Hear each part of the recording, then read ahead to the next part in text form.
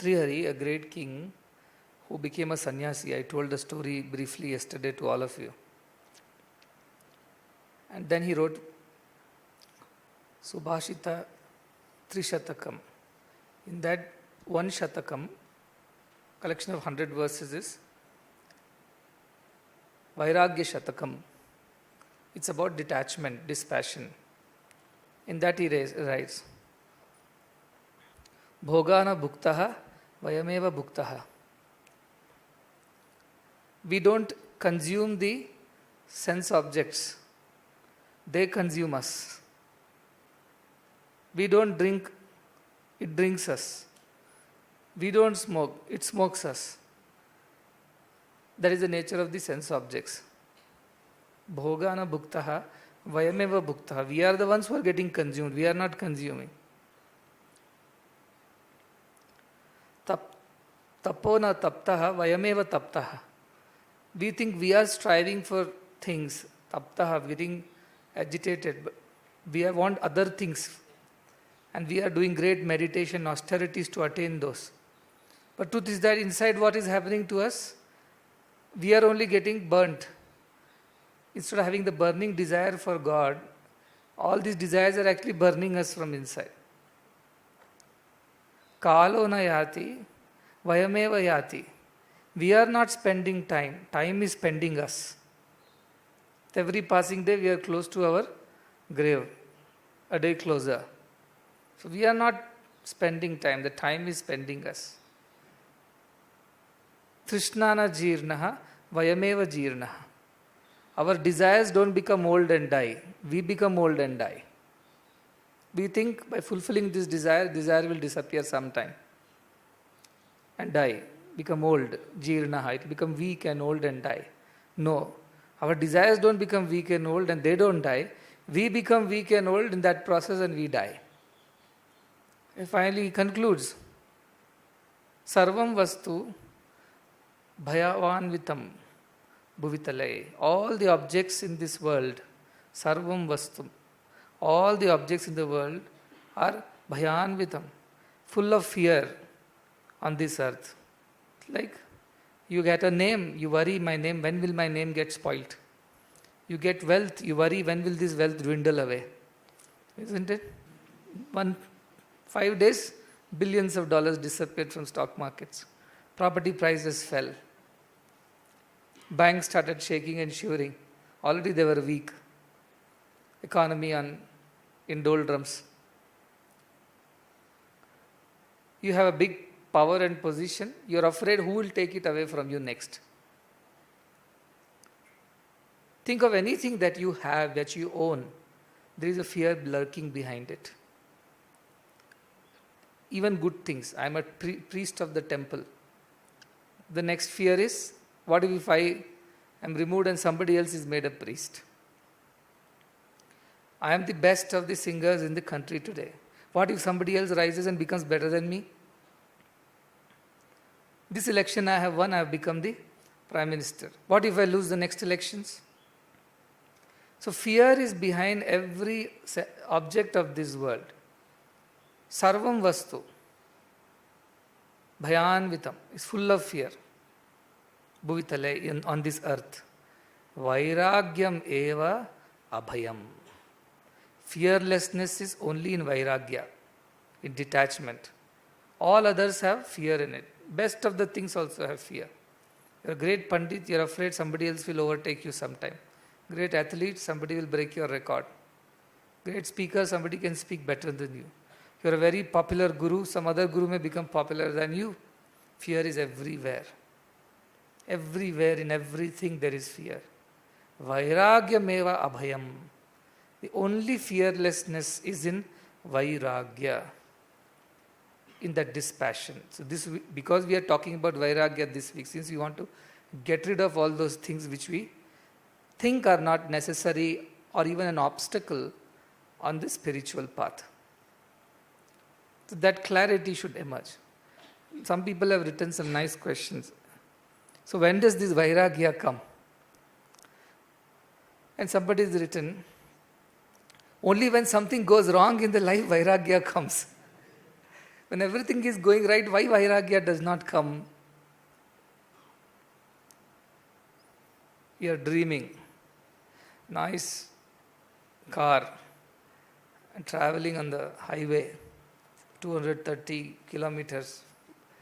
Our Kasturi is there, 300, whatever the final possible and beyond. Going happily. Empty highway, especially in these days. If you are allowed to take a car out on a good highway and you love driving, best time is now. No traffic, nowhere. Going high speed, enjoying the dream, excited, thrilled with that adventure of exploring the higher end of the speedometer, which you have never done before. Because empty road, you don't expect anything on the road. Full speed you are going. Then suddenly, a dog crosses. You apply the brake, and something terrible happens. You go and hit the divider, and you meet with an accident. You wake up from the dream. When dream is going on nicely, how many people wake up from the dream? Have you ever seen anybody waking up from the dream, which is a very nice dream, going on and on and on without any issues? The moment something goes wrong in the dream, immediately we wake up out of the shock of it's going wrong. And what happens?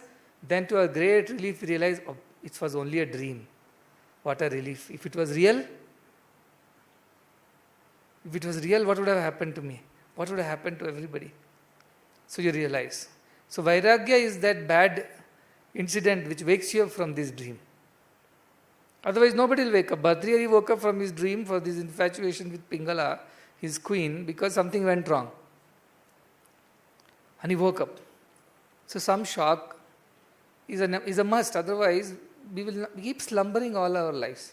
So you can think like that. If something goes wrong in your life and you wake up from this dream and suddenly develop Vairagya, thank God. Thank God for waking me up. Anyway, it was a dream, isn't it?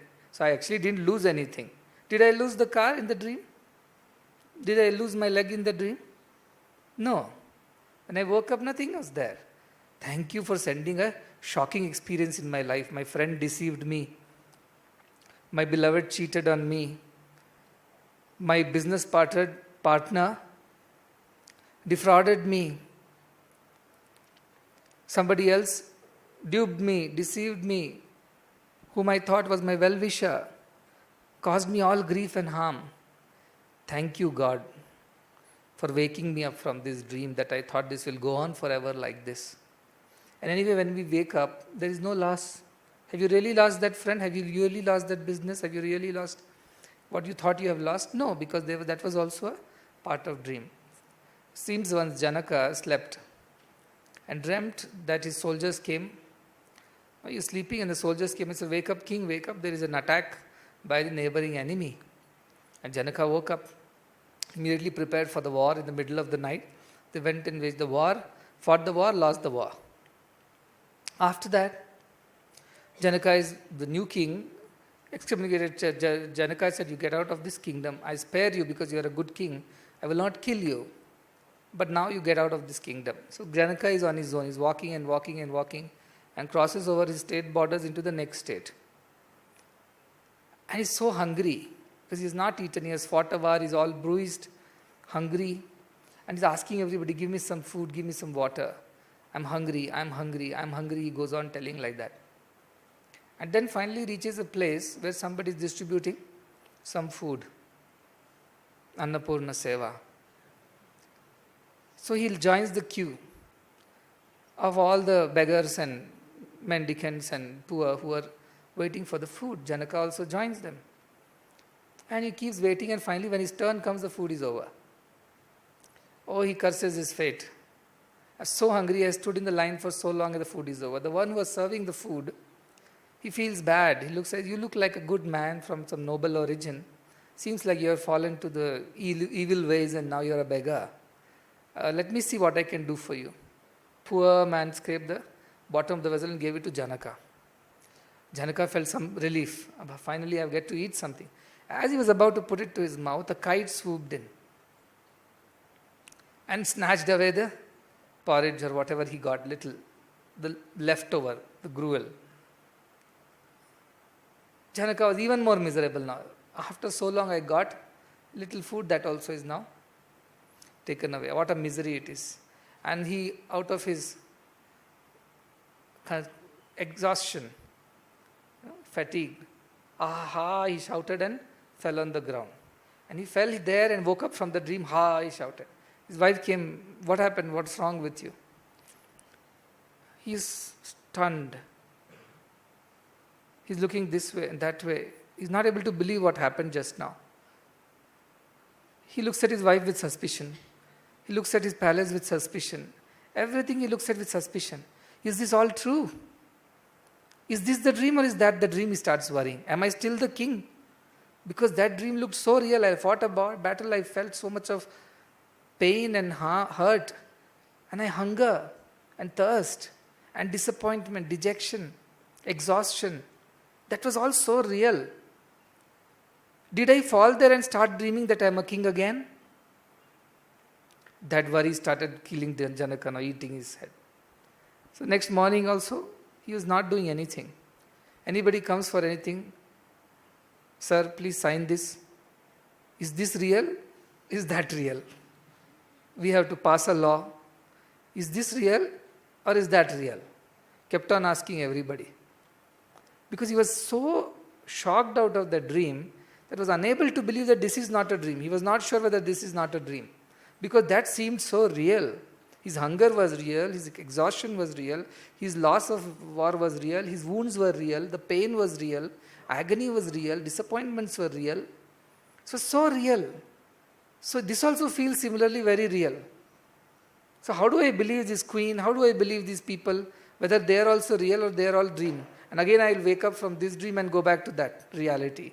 That I am still a beggar begging for food. Janaka was woken up out of this dream So he kept on asking this question. And he was not finding peace.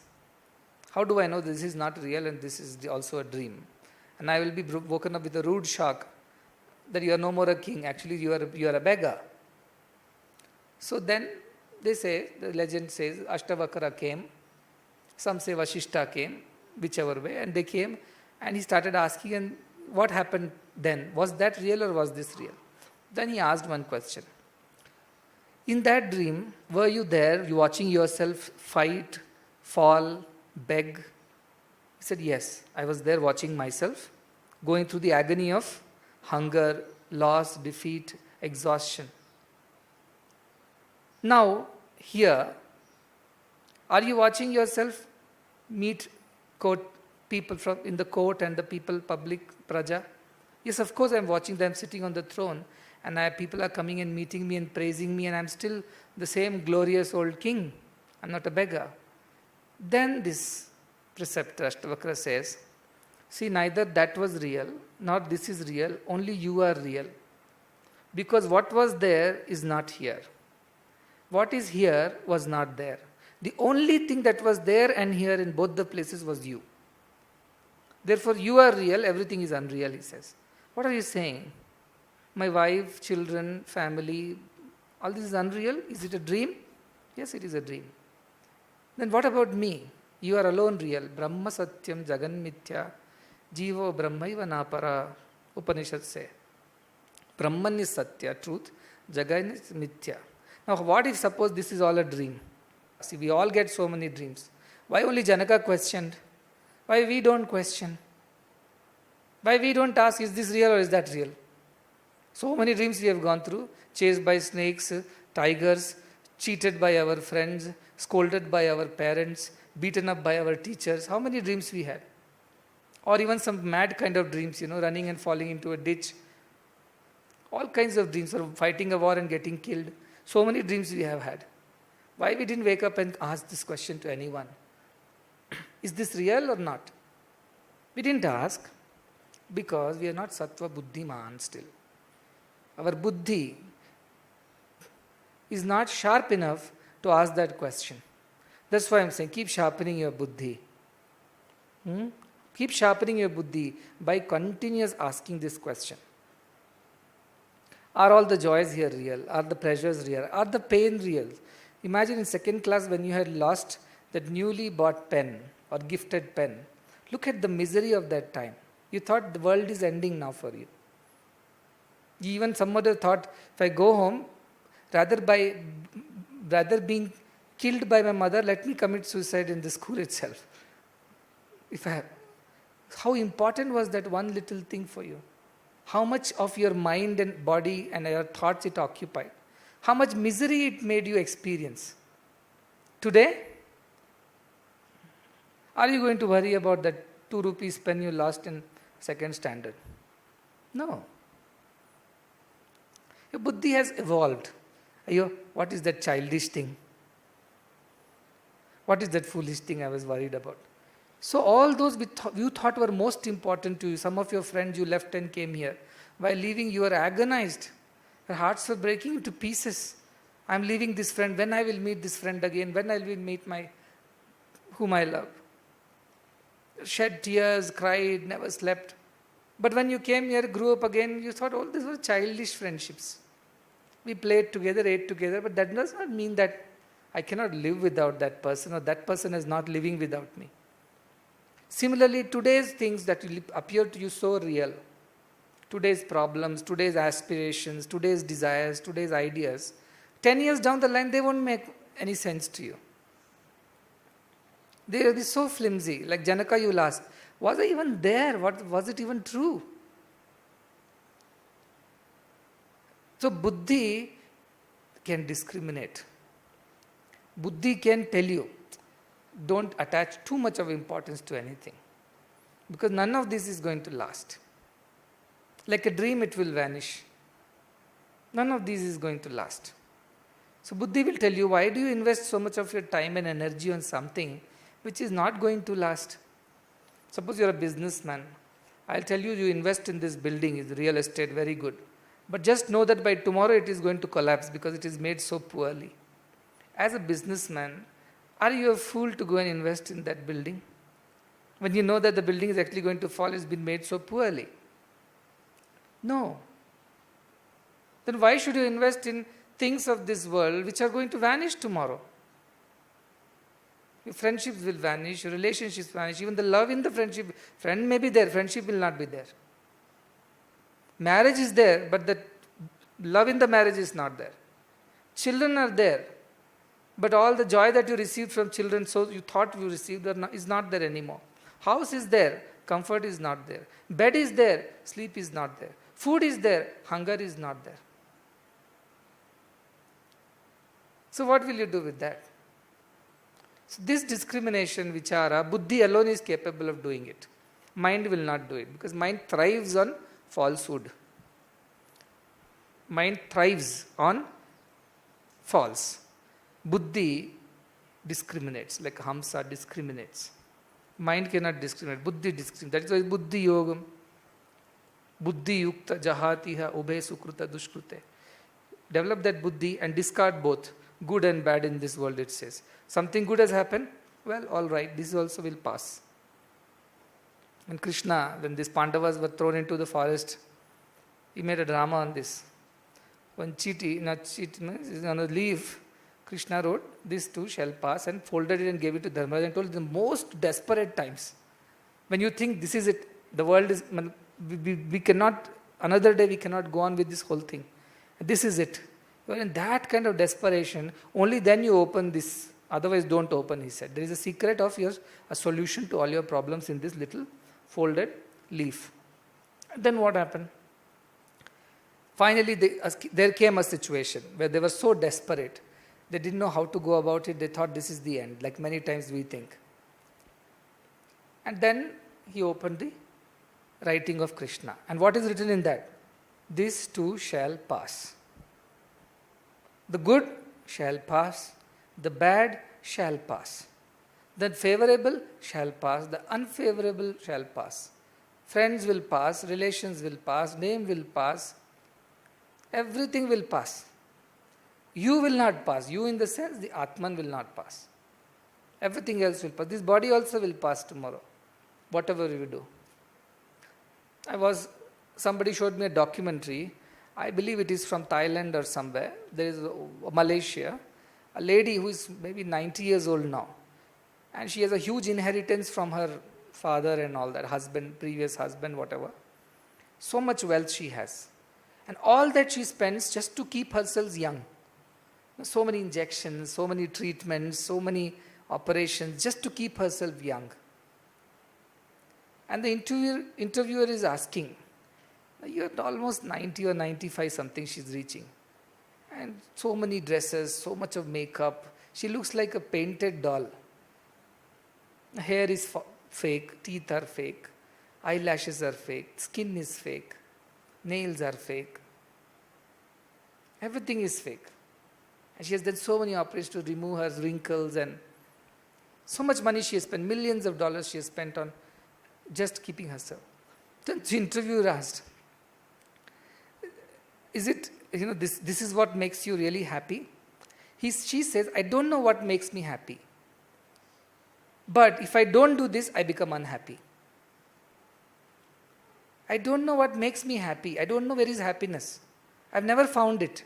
It means in her own makeup, operations, treatments, she has not found any happiness.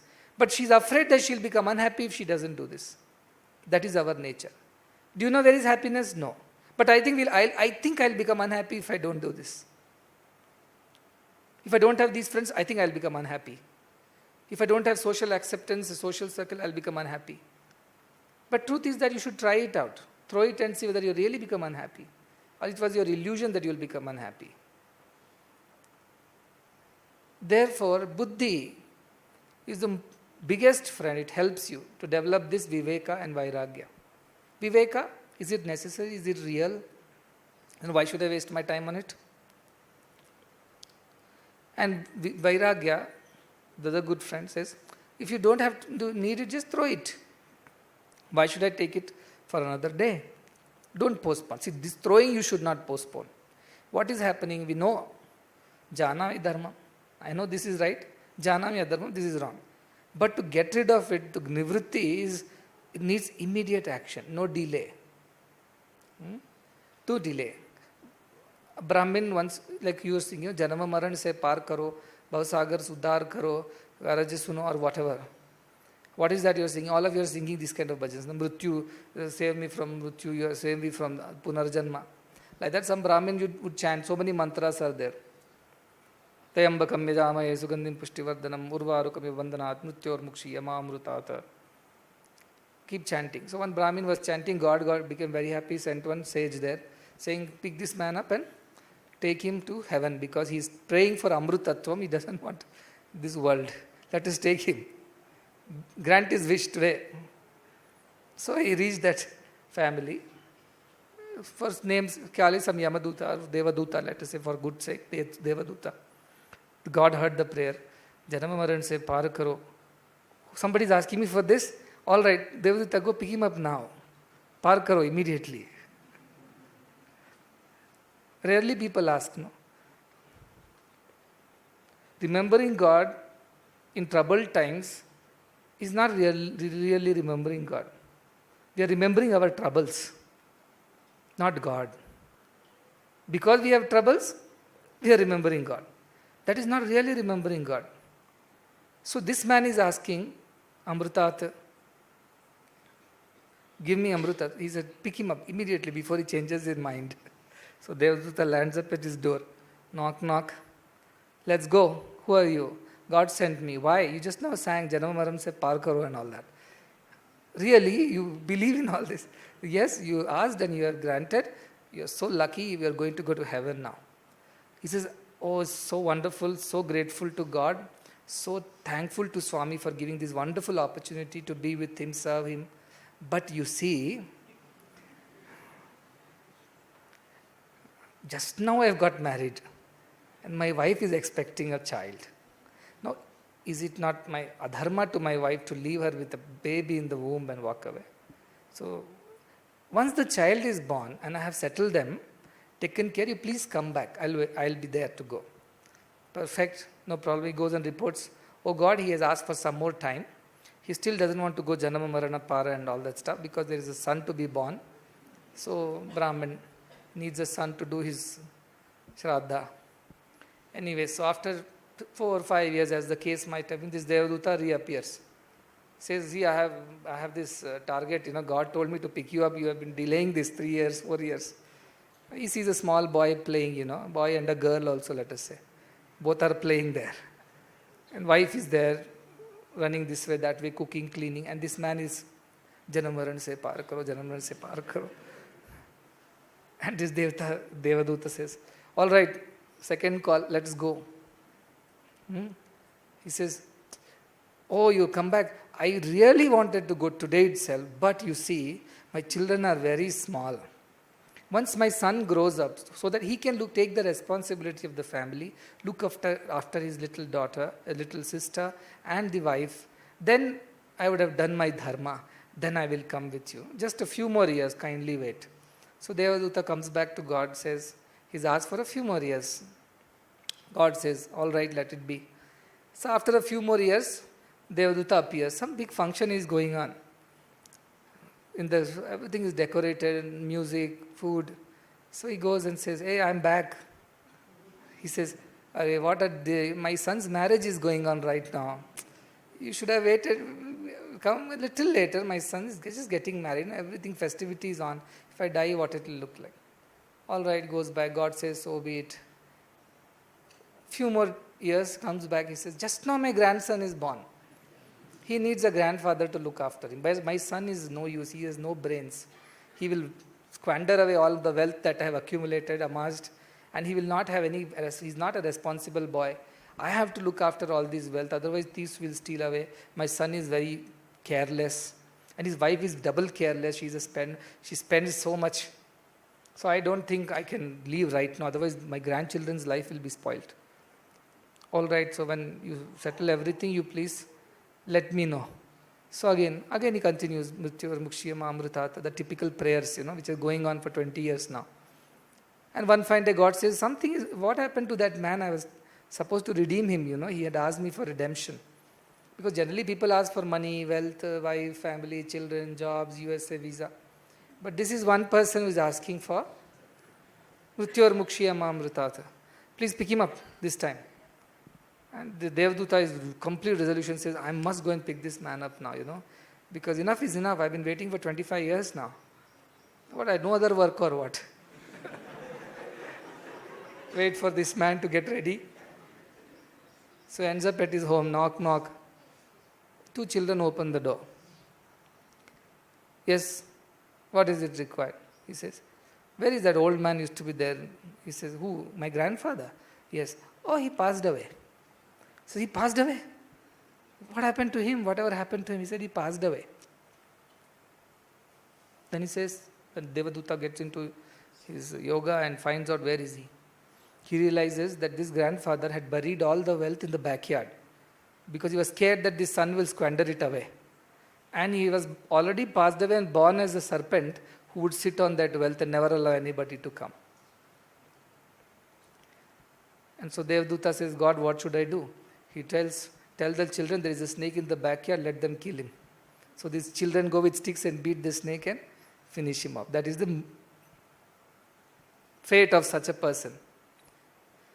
Because he kept on delaying, because desires are unending. Trishnana jirna, vayameva jirna. Our desires are not going to get old and disappear. We are the one who will get old and die. Our desires will not die. So when should you do that? Then and there. Right then. It is not necessary, right then dump it. I said yesterday, if a snake is coiling up your hand, you're not going to analyze the snake in its species. You want to get rid of it immediately. You're not going to wait any further. Like that, we should not wait, because once we start waiting, the mind takes over and starts playing the same tricks. No, you have a family, you have this, you have that, you have this, you have that. It will go on and on and on. It will never wake us up. So sometimes what happens is God is really compassionate, a shock comes to you in life. And then you turn towards God. Vairagya comes suddenly, because you suddenly realize, no, I loved them so much and they cheated me. I helped them so much and they backstabbed me. I was so kind to them and they're so bad to me. What kind of world is this? Chi, I don't want this world. I don't want this. So you develop some kind of vairagya. So that question which was asked, if you don't have this kind of shocking experiences, then like this Brahmin's story, you will find some reason or the other why you should continue and not leave this pursuit. Vairagya will never come to you. It will never come to you. Vishaya vitrishnam. When you develop disinterest in Vishaya, Vashikara Sangya Vairagyam, they say. When you develop dispassion, disinterest in all the sense and sense objects, and now you are in complete control of yourself, Vashikara Sangya, in that state of complete control. That is Vairagyam, Patanjali. Whatever you hear, Drishta, Anushravika, whatever is learned from scriptures or hear, whatever you see, for all the objects you develop some kind of disinterest, dispassion, vitrishna, Vishaya vitrishna. And that state, when you have developed disinterest, you are in perfect control of yourself because it doesn't tempt you. It doesn't tempt you. Suppose you don't like some food and somebody comes and says, hey, have it, have it, have it. What will you say? Thank you. No, it is very good. I know it is good. But I don't like it. I thank you. That is disinterest. I know it is good. It may be good for you, good to many people like it. But personally, I don't like it. I have vitrishna. I don't have desire for it. So, Vashikara, you are in control of yourself. That sangya, that state is vairagyam, out of disinterest in things. So now the next question will ask you, if you become disinterested, then you should put a long castor oil face and roam around like, some people go to the other extreme, total negativity. Jagad mithya. There is nothing, all this illusion, the dream, Kwa mitra, kwa like pita naiva me, naiva mata na janma, na bandhur, na mitra, guru, na shishya.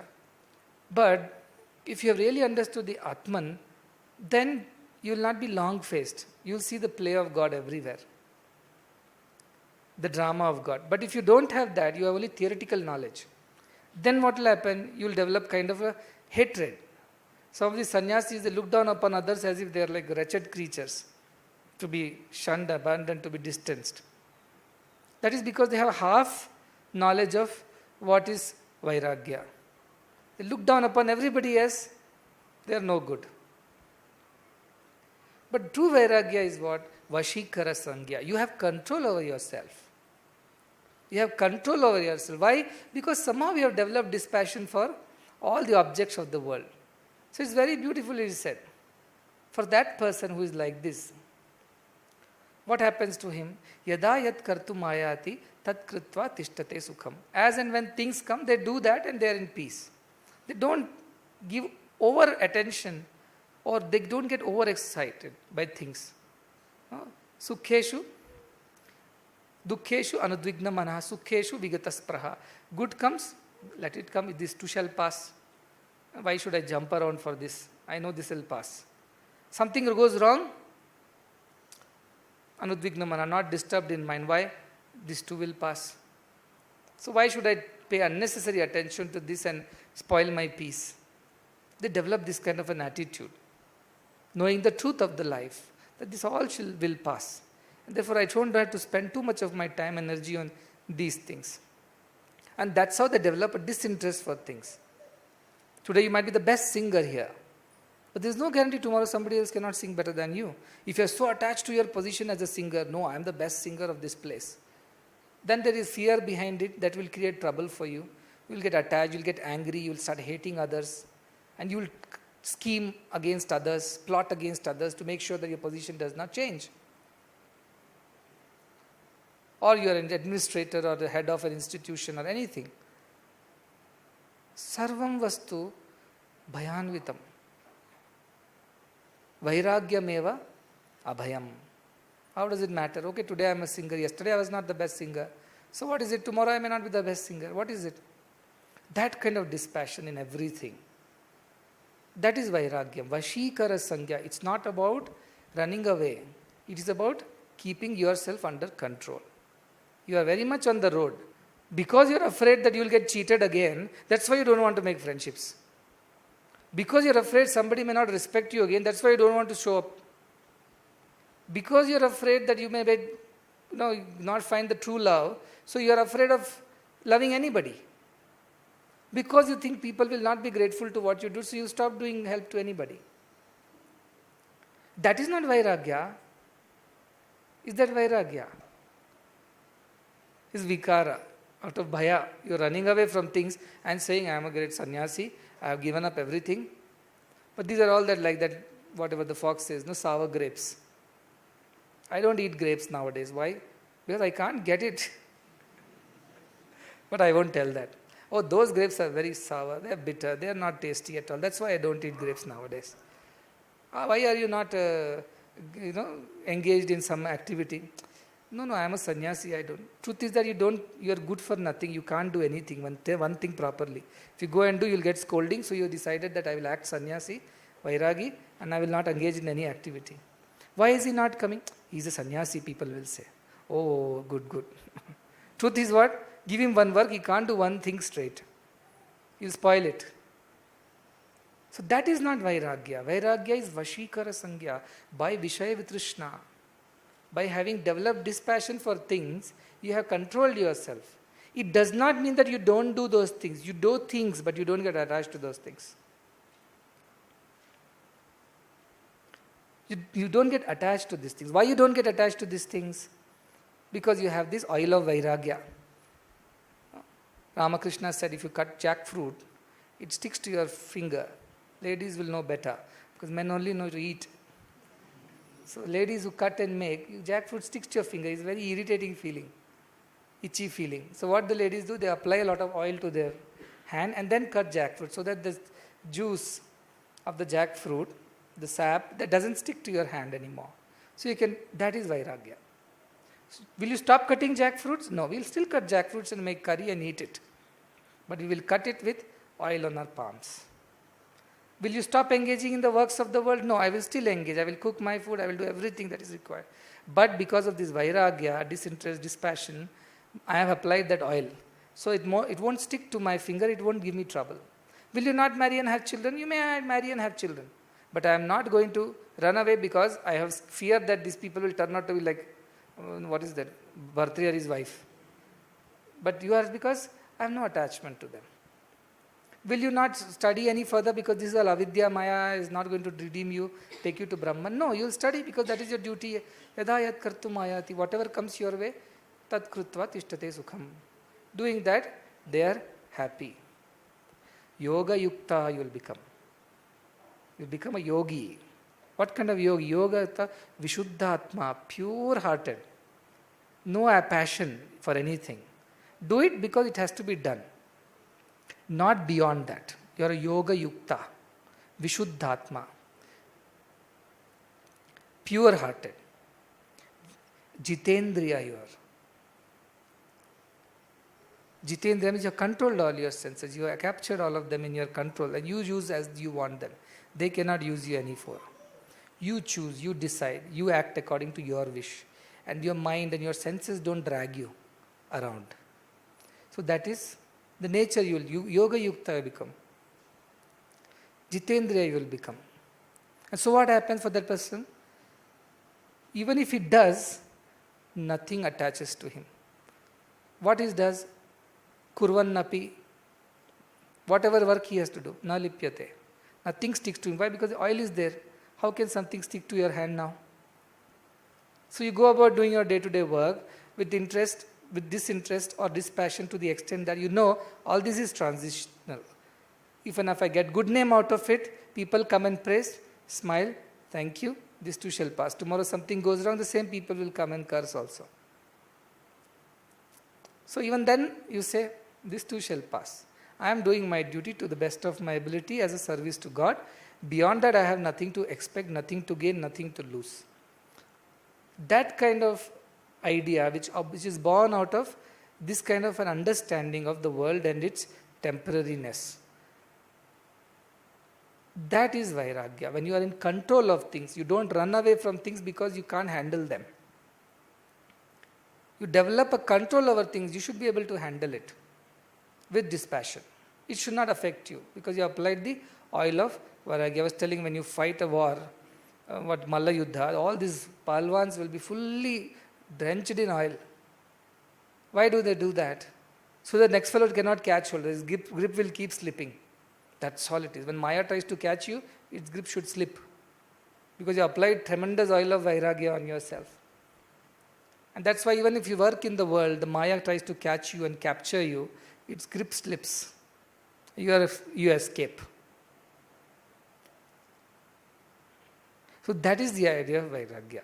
It comes out of this discriminating buddhi, sattva buddhi, which goes on thinking what is real, what is unreal, what is temporary, what is permanent, whether it is necessary to spend all my time, invest all my energy on something which is not going to last. Why should I waste my time on that? But as a part of my duty, now that I've already, as he told, what you've already got into, you cannot get out of it now. Make sure that you don't add more to the burden already that you have. Try to avoid as much possible. But what you already got into, develop this idea. It doesn't mean that tomorrow wife says, I'm not cooking for you, my husband, because I have developed Vairagya. You are no husband, I am no wife now. Now she'll cook for the husband and she'll feed him as if she's feeding God in him. God is there in him also. Let me think I'm offering this Naivedyam to God and leave it at that. Because this Vishuddhatma, how does he think? Sarva Bhutatma Bhutatma. How he thinks? He thinks in every being there is divine. Because of his pure mind. His thinking is Sarva Bhutatma Bhutatma. In every being there is divine. He sees that. So wife will now, how will she behave after developing Vairagya? She will say, Sarva Bhutatma Bhutatma. In that person there is divine being. So I don't see the outer cover. I see the inner stuff, which is Bhutatma. Atman is there in it. Therefore, even if you do Kurvan apina lipyate, it won't get attached to you. Similarly, husband has to develop this idea. Sarva Bhutatma Bhuta. She is a divine mother. So that idea will come with continuous contemplation of this thought. With your buddhi, pure buddhi. And pure buddhi is possible with pure company. Good company, satsanga. So that is the way you can develop. And Vairagya comes, yes, when you are too sleepy. For too long you have been slumbering away under one big divine plan. If divine is merciful to you, under that big divine plan, he will send a shock. Because his main goal was for you to remember him. And what are you doing after coming to this world? You've forgotten him only. So should he not wake you up?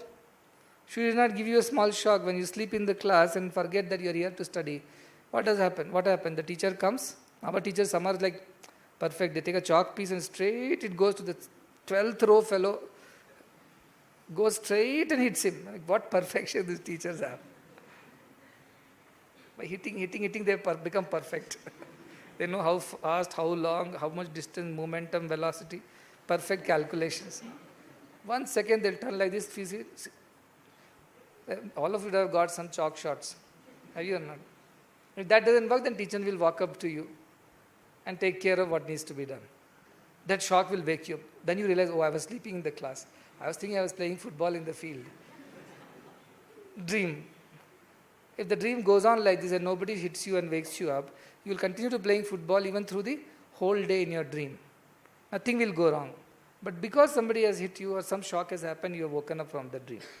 That is why this Madallasa said, oh dear child, don't go on sleeping like this in this mohanidra of samsara, in this delusion, this sleep of delusion and dreams. Wake up. Wake up, my dear one, because you are that. You are not the one who is to be born and who is to die. You are that. That is how Madallasa told her children. So we have to tell that to ourselves. If we don't do that, what will happen? You will suffer and everybody around you will also suffer. If you realize, everybody around you will also realize, like the story of the Hemalekha, who made everybody realize in her kingdom what the truth is. She also got married like an ordinary girl into a king. But she slowly brought this realization upon her own husband and through him everybody else and redeemed everybody. So if one person gets redeemed, everybody will get redeemed. That is the power of this Atmajnana. It is so amazing. And it's yours. It's yours to have. but you must claim it. Some refund comes on some purchase. When we travel abroad, anything you have purchased, you can take a refund at the airport. Tax refunds. There is a counter there. So some point in time, some people had purchased some things and they were going back and they were told there will be a tax refund at the airport, there is a counter. Now only if you go to the counter, stand in the queue, claim the tax refund, can the money be yours. Money is yours, guaranteed it's yours. If you don't claim, what happens? It's gone. Even though you deserve that money, even you own that money, it was rightfully yours, because you didn't put the effort of going to the tax refund counter, standing and claiming the refund, it's gone. It's gone forever. Likewise, this Jnana, this Atman, all this is yours. You have been given approved claim form. Claim it and you will get it. If you don't claim it, whose loss? Your loss. What can God do? But sometimes God says, wake up and claim it before it expires. And so He wakes you up. If you don't get up nicely, then He kicks you and wakes you up. Hostel, Suprabhatam, wake up, various methods are there. Have you seen those methods? No. First method is, get up Babu, get up, good morning, it's time for Suprabhatam. That is the first round of wake up. Second round of wake up, hey, get up. Third round, I don't want to say because no words are spoken then. Then he gets up. Oh, Suprabhatam time. Wardens were pouring water also. Wardens are known for such clever tricks. So wardens will pour water. Some wardens will pour their agitation, frustration. Every day I have to deal with this Kumbhakarna. Every morning this is a drama. First bell, second bell, third bell. Literally you have to drag him out of the bed. There are some. So they need some shock to wake up. That is why some shocks are there in life. Whoever wrote that question, why there should be shocks in life for getting Vairagya? Because you're slumbering away happily. And God needs to wake you up. Otherwise you lose. That's why you have to be.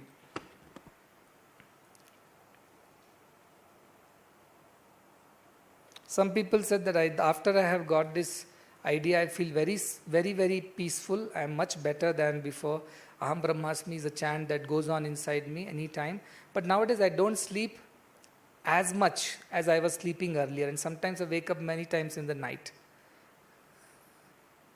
Correct. Sleep is tamas. So there is a bhoga nidra, there is a yoga nidra, and there is a roga nidra. 12 hours of sleep is roga nidra. Isn't 8 hours of sleep is bhoga nidra. 4 hours of sleep is yoga nidra. Who does this yoga nidra? Whose minds are at peace. See, sleep is only a way to rejuvenate you, to reset your body and refresh it. That's all is the necessity of sleep, like the food. It's only to solve your hunger. It is not to give you pleasure of going on eating. To satisfy your tongue is not the purpose of eating. It's only to eat so much as your stomach needs for keeping your body energized. Like that, sleep is only so much is required, which will help you to keep yourself active next day, refreshed and not tired. So if you sleep less, it's not that you don't sleep at all, like 2 hours, 1 hour, that will destroy your body. But generally what happens when your mind becomes calmer and calmer, you will need less sleep, less food. All these, the physical things will become lesser and lesser. You stop eating Rajasic food. You don't like that too much of salt, spice and things like that. You will require Sattvic food because that goes with your new mental makeup. You don't require too much of sleep. Your sleep patterns start going with your new mental makeup. The clothes that you wear, the places that you go to, the friends that you meet, the things that you read, everything will start getting moderated. Whoever has written this question, please watch what else is getting moderated in you. Only sleep or also certain habits of eating, talking, moving around or engaging in activities. Are they also becoming lesser for you is the question you should ask. If they are also becoming lesser, then it's a pattern.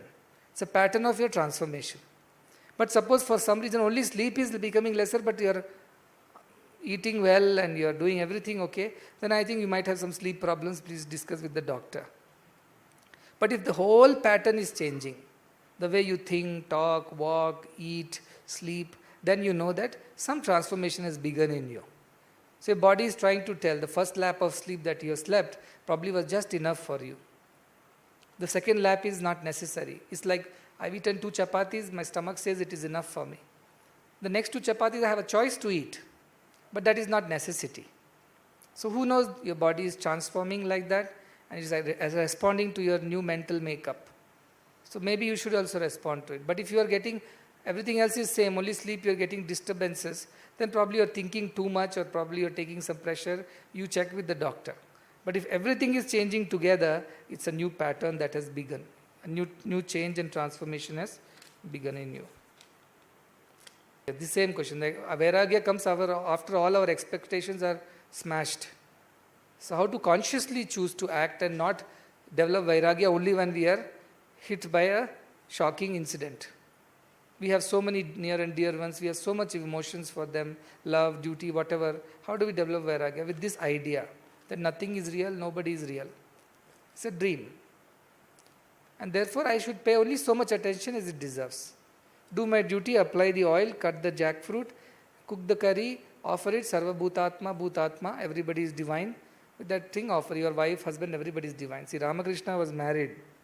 You know that. That time children were 3 or 4 year old, he was engaged, and maybe 5, 7 years he came to his brother in Dakshineshwar as a junior priest. And then he was already married, so later they sent his wife also, after some time, Sharada Ma. So, Ramakrishna would say, Sharada Ma, I see mother in you. I only see mother in you. I can't see you as my wife. So, please forgive me. I can't oblige you with the familial duties.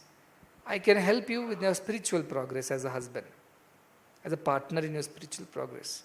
But I cannot see you as a wife right now. I can only see you as the mother because you had already attained that jnana. But for those who have not attained the jnana, then yada yat kartum ayati. Whatever comes your way, do it accordingly. Paramahamsa Yogananda would write in his book that his mother and father will meet only once in a year. Rest of the year they will be busy with their own duties and prayers and pujas, and they'll meet only once in a year for progeny. Otherwise they will not even meet. Means they are there in the same house, but they stay in a separate room doing their own sadhana. This is Paramahamsa Yogananda's parents. He had some, 4 or 5 children they had, whichever way. In old times people used to have more children also because children used to die. A lot of children used to die before they are 3 or 5 because of several diseases which did not have any cure. So sometimes we misunderstand our parents and great-grandfathers, grandfathers for many children. But the truth also is that in those days children would die very early. Not everybody will survive. So they always had this fear. Nevertheless, they were so spiritually oriented. They will meet once in a year. All the other year they are separate and they are living as 2 sadhakas doing their own sadhana. And children saw this and they learned from them that this is how life should be led. As I said, we are here for our spiritual progress and everything else should fit in this scheme of things. It is not to be disturbing this main process. How much I eat? Only so much that will keep my body healthy and not put me to sleep the moment I start meditating. How much should I sleep? Only so much that my body is refreshed and not beyond that. How much should I work? Only so much that will earn me some food and look after my family, which is my duty, not to accumulate and amass wealth. That's not the idea of work. And what do I do with the rest of the time? I focus on my sadhana. So even in something like a Grihastha Dharma, they're so focused on their spiritual progress. So it's possible. You cannot say that you can not deal with that or deal with this. But then you should have that steadiness and firmness. There's conviction, Half here, half there, and you end up, you are dangerous, that is blind here. Somebody also wrote a letter. When I meditate, I feel some physical discomforts. It's possible, because you are not used to this. When you started walking, you felt physical discomforts only. You felt like somebody should hold you, otherwise you will fall. When you started reading, you felt some physical discomforts. You started playing or learning a new game, exercising. Everywhere there were discomforts. There is no discomfort. But you overcome those discomforts.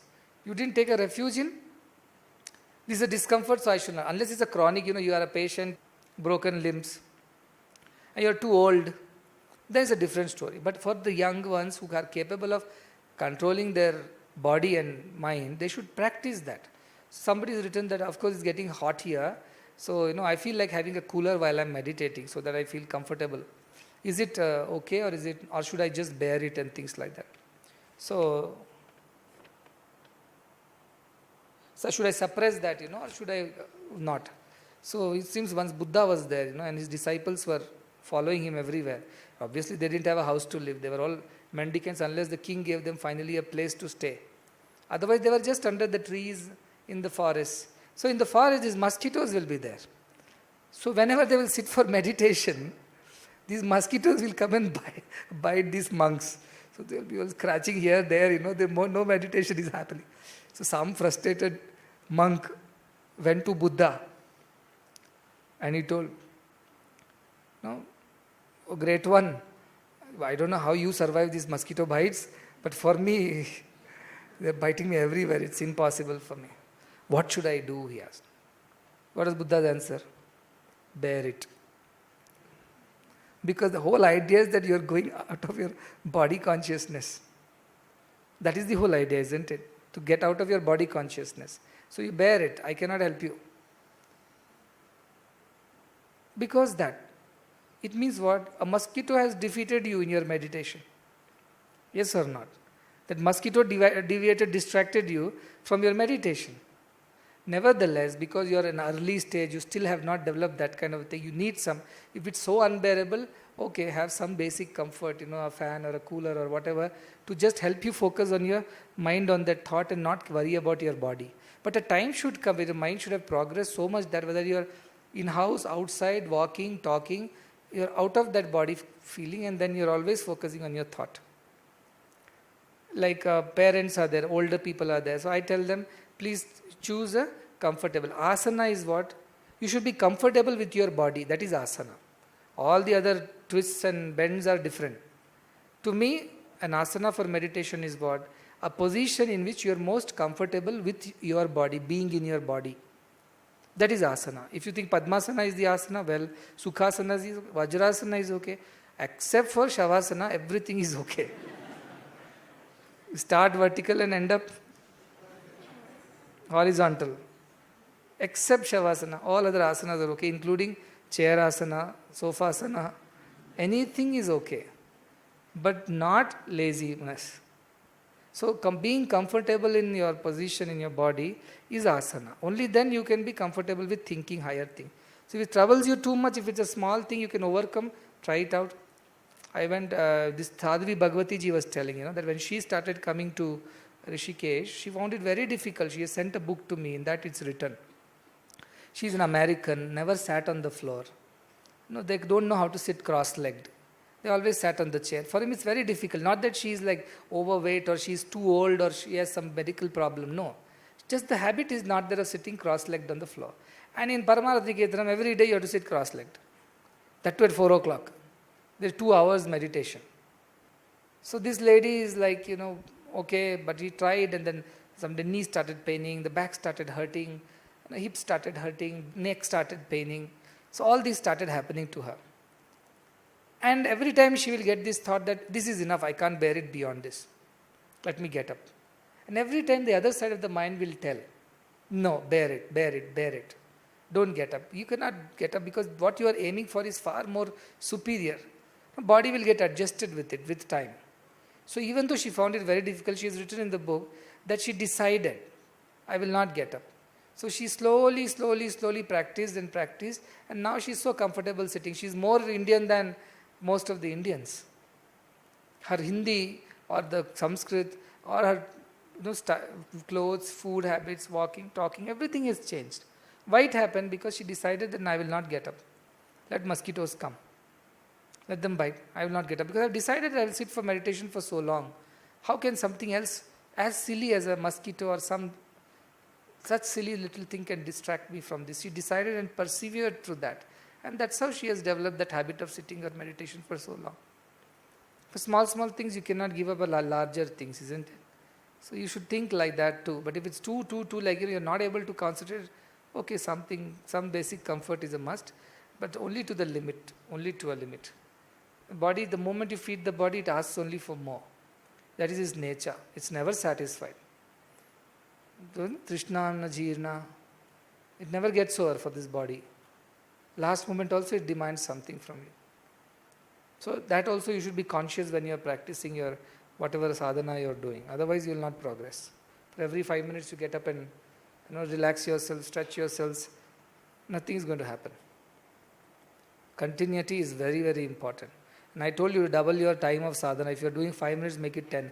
If you are doing 10 minutes, make it 20. If you are doing 20 minutes, make it 40.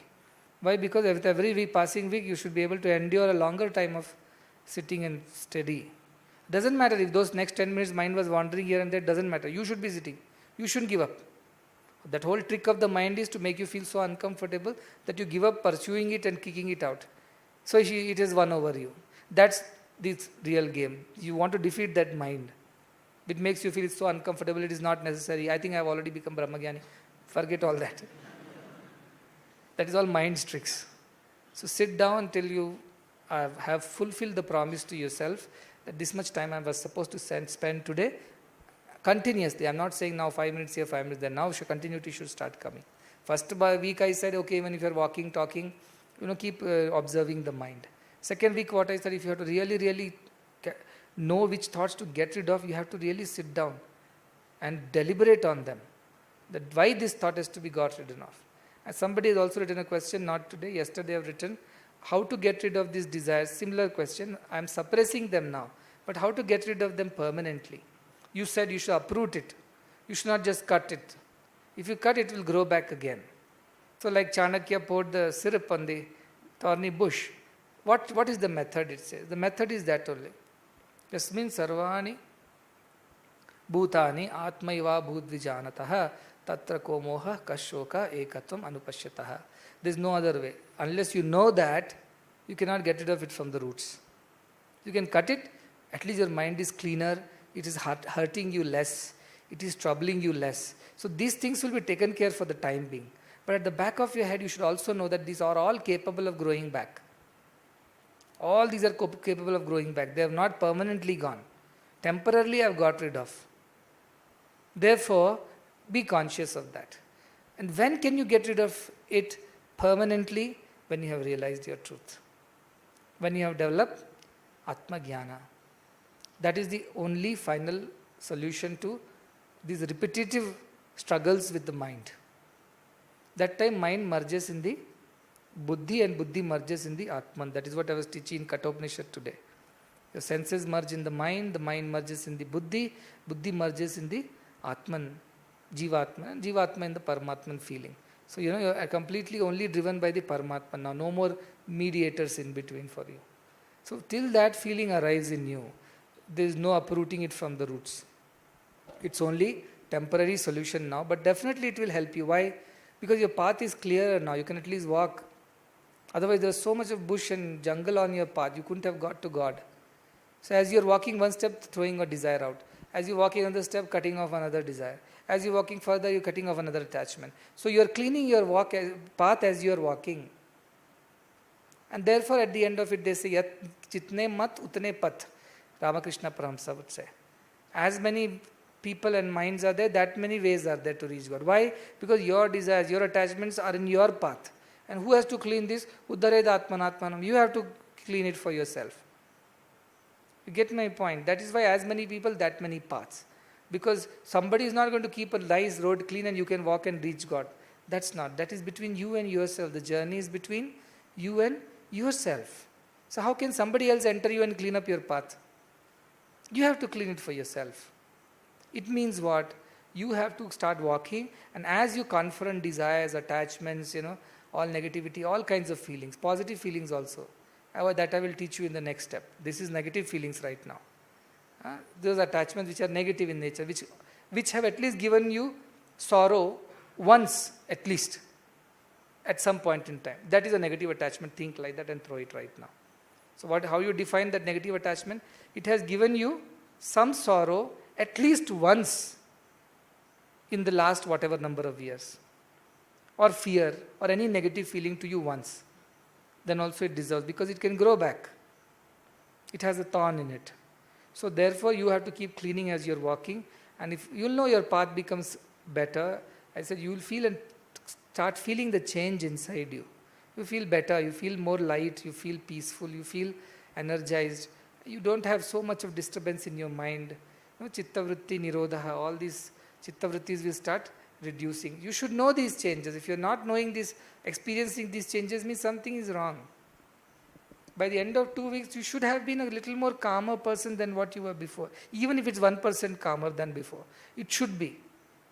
It can't happen that you have worked really sincerely on this method and after 2 weeks you're still... First week I told you will be miserable. Second week beginning also I told you will be miserable. More miserable. But the end of second week, you should have developed some calm, some steadiness. Then you have progressed well. Otherwise you have not done it right. And if you have any more time other than this, like I told, reduce your engagements, actions, then do some other sadhyaya also. And similarly, I would prefer that you can do anything else. You can even chant Lalita Sahasranama, or you can chant Vishnu Sahasranama, or you can chant any other mantra or bhajans or anything that will help you. Now, keep your mind always absorbed in that syrup. Don't take it out. It will dry up again. So, that secret is there. So, to practice more, because this is the time when mind is going to really become very, very aggressive. Because it is realizing its end is nearing. First week it didn't realize. You were only watching it. As long as mother is watching the children play from the balcony, the children are not bothered. The moment she says, hey, come inside, that's when the children start rebelling. 5 more minutes, 10 more minutes. That is what mind will do. I don't want to come inside. I don't want to stop what I am doing. So it will rebel. It will ask too many questions. It will try to dissuade you. You put up through all that. Just watch the mind, how much drama this mind does. Now, how clever it is, how many tricks it plays. Look at that Brahmin's mind. Come after 2 years, come after 2 years, come after 2 years. And somebody who could have got Amrutatva became Sarpatva. Finally became a snake and sitting behind. And gets killed by his own grandchildren for whose sake he was protecting the wealth. So that is the problem with postponement. Never postpone and try to do as many times as possible. Again, if it grows back, it's okay. Your hair grows back, right? You cut it again. That's how it is. So you'll keep cutting.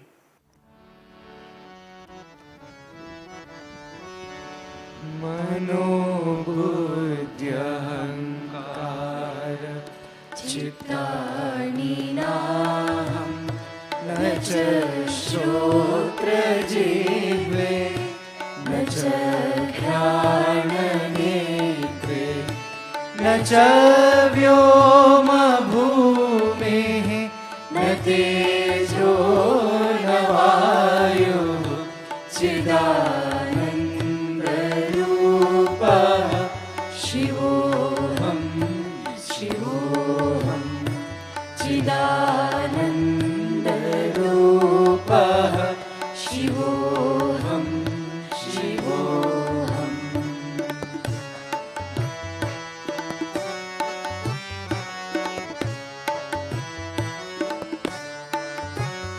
na cha prana sangyo na vai panchavayu na va saptadhatu na va panchakosha na va panipado na chopastapayu chidananda rupa shivoham shivoham chidananda rupa shivoham shivoham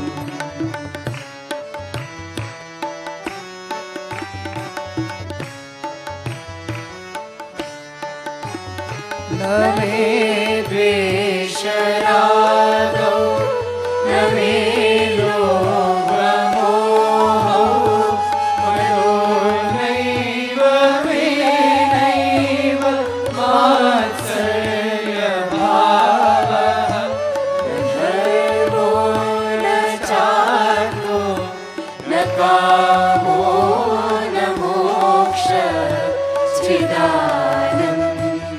चिदानन्दरूपः शिवोऽहं शिवोऽहं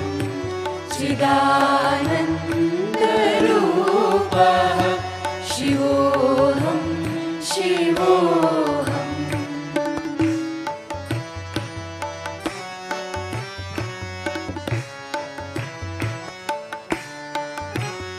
न पुण्यं न पापं न सौख्यं न दुःखं न मन्त्रो न तीर्थं न वेदा न यज्ञः अहं भोजनं नैव भोज्यं न भोक्तः चिदानन्दरूपः शिवोऽहं शिवोऽहं चिदानन्दरूपः शिवोऽहं शिवोऽहम्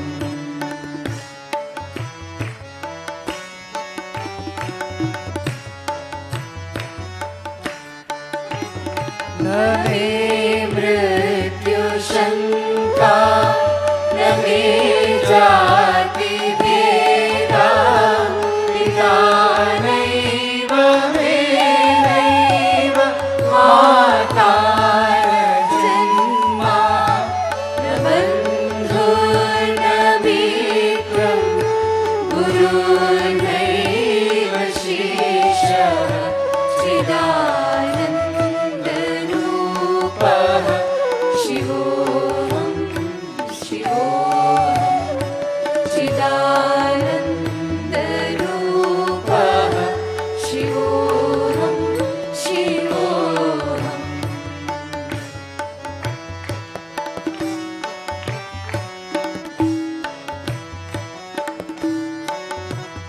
अहं निर्विकल्पो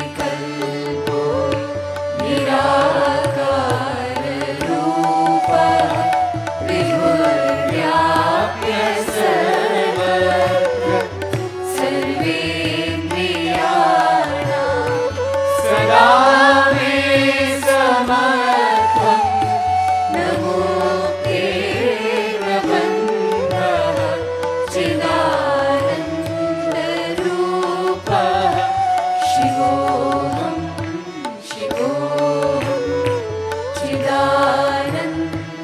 चिदानन्दरूपः शिवोऽहं शिवोऽहं चिदानन्दरूपः शिवोऽहं शिवोऽहम्